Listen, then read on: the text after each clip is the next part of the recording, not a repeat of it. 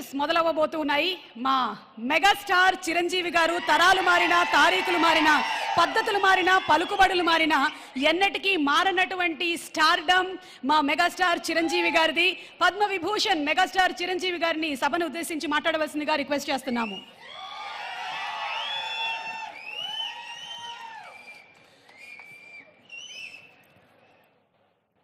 గౌరవనీయులు మన ప్రీతమ ముఖ్యమంత్రి శ్రీ రేవంత్ రెడ్డి గారికి, అలాగే మంత్రివర్యులు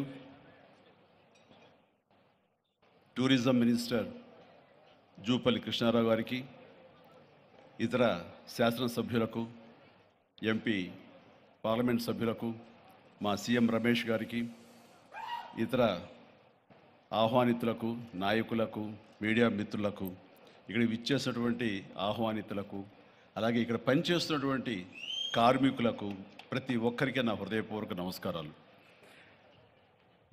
ఈ ప్లేసు మీ అందరికంటే నాకు ముందు తెలుసు.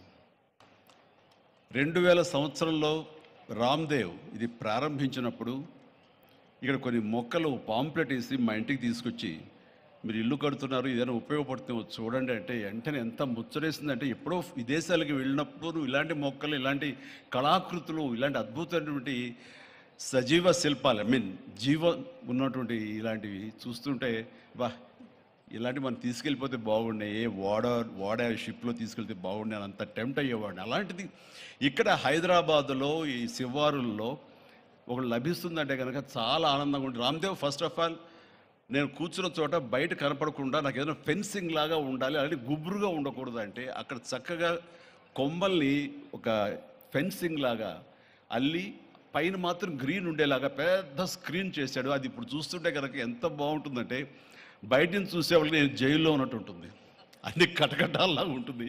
అది అద్భుతమైన కళాఖండంగా నేను ఫీల్ అవుతుంటాను. అట్లాగే చాలా అద్భుతమైన చెట్లు కొన్ని మా ఇంట్లోనే పెట్టుకున్నాను. ఇవి ఎప్పుడో 2002లో 2003లోనో మా ఇంట్లో పెట్టుకున్నాను. అప్పటి నుంచి నాకు అంత ప్యాషన్. ఆ తర్వాత ప్రతి క్షణం ఈయన ఎదుగుదలను చూస్తూ వచ్చాను. ఎక్కడ నాకు ఈయన రామ్దేవ్ ఒక వ్యాపారవేత్తలా కనబడ్డు, ఒక కళాకారుల్లా కనబడతాడు. అందుకే నా మనసుకి అత్యంత దగ్గరగా అయ్యాడు. ఆ తర్వాత ఏదైనా వస్తే కనుక చూస్తారా మొక్కలు అంటే, ఇదివరకంటే ఏదో వేలల్లోనో లక్షల్లోనూ చెప్పేవాడు, ఇప్పుడు కోట్లలో ఉందంట కదయ్యా. ఇప్పుడు నా సంపద అంతంత మాత్రమే ఉంది, కొనలేనేమో అన్నారు. కానీ చూడండి సార్, వస్తే మీరే టెంప్ట్ అవుతారు. ఇప్పుడు గౌరవ ముఖ్యమంత్రి గారితో పాటు అన్నీ వీక్షిస్తుంటే ఎంత టెంప్టింగ్ ఉందంటే, ఇవన్నీ మన ఇంట్లో పెట్టేసుకుంటే ఎంత బాగుంటుంది అనిపిస్తుంది. అంత అందంగా దీనికి కావాల్సిందండి వ్యాపార దృక్పథం కాదు, కళాకారుల హృదయం, కళా హృదయం ఉండాలి.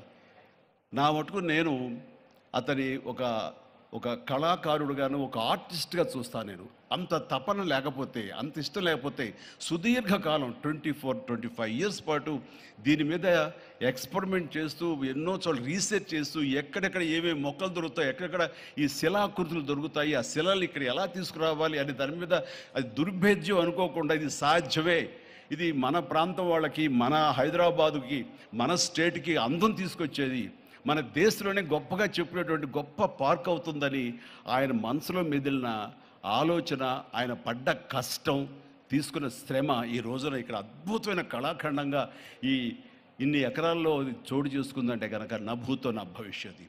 ఎవరైనా సరే అంత డబ్బులుంటే కనుక ఏం వ్యాపారం చేద్దాం, ఇంత స్థలం ఉంది కదా, దీన్ని ఎలా రియల్ ఎస్టేట్ చేద్దాం, దీన్ని ఏదో గవర్నమెంట్ వాళ్ళ మన్నలతో వాళ్ళ పర్మిషన్లతో తీసేసుకుని అక్కడ మనం మల్టీ స్టోరీ పెట్టుకుంటే ఆయన జీవితం కాదు కదా, తరతరాలు కూడా నిలిచిపోతాడు. అలా కాకుండా ఆయన కేవలం ఒక లోపల ప్యాషన్, చిన్నప్పటి నుంచి కాలేజీ రోజులో చదివే దగ్గర నుంచి, ఆర్ట్ కాలేజీలో చదువుతున్న దగ్గర నుంచి కూడా ఆయన మదిలో ఉన్నటువంటి ఆయన బ్రెయిన్ చైల్డ్, అలాంటి దాన్ని ఈ రోజున ఈ రూపం తీసుకొచ్చారంటే ప్రతి క్షణం, ప్రతి కార్నర్ ముఖ్యమంత్రి గారు చూసి ఎంత ముచ్చటపడిపోతున్నారంటే అంత ఇంత కాదు. ఎలా చేశారు, ఇది ఎలాగొచ్చింది, అది ఎలా వచ్చింది ఆయన అడుగుతున్నారు. నేను కొన్ని అడుగుతున్నాను. అడిగి ఇది షూటింగ్స్కి ఇస్తారా రామ్దేవ్ అని అడిగితే, ఇస్తానండి, కానీ ఫస్ట్ షూటింగ్ మీదైతేనే అన్నాడు. ఇప్పుడు నువ్వు ఆ మాట అన్నావు కదా, ఇప్పుడు కొత్తగా హీరోయిన్ని తీసుకొచ్చి ఆ అమ్మాయితో స్టెప్లు వేయాలంటే ఈ ఎండలో ఎలా ఉంటుందేమో తెలియదు, కానీ ఏదో చలికాలం అయినప్పుడు నెక్స్ట్ చలికాలం అయితే చేస్తానయ్యా అన్నాను. ఈలోగా వర్షాలు పడి ఇవన్నీ ఇంకొంచెం పచ్చగా ఉంటాయండి, 1 or 2 ఇయర్స్ లోపల ఇది అద్భుతంగా ఉంటుంది, కంటికి కనువింపుగా ఉంటుంది చెప్పేసి ఆయన చెప్తుంటే కనుక ఐ కుడ్ ఇమాజిన్ అట్లాగే ఇక్కడ వెడ్డింగ్ ప్లాన్ చేసుకోవచ్చు, వెడ్డింగ్స్ కానీ ఇతర రిసెప్షన్స్ కానివ్వండి, పలు ఈవెంట్స్, అలాగే ఐస్కి సంబంధించినటువంటి ఆ స్కేటింగ్ సంబంధించిన చేయాలని ఇలా ఎన్నెన్నో ప్లాన్స్ ఉన్నాయండి. అవన్నీ కూడా చేయగలడు, ఆ సామర్థ్యం ఉంది. అలాగే ప్రభుత్వం కూడా ఖచ్చితంగా సపోర్ట్ చేస్తారు, అందుకు సమాయుత్తమై ఉన్నారు ఆయన. అందుకనే ఎంతో బిజీగా ఉన్నారు సీఎం గారు. వాళ్ళు చూస్తే కనుక మనుషులు ఇంటి చుట్టూ ఉన్నారు.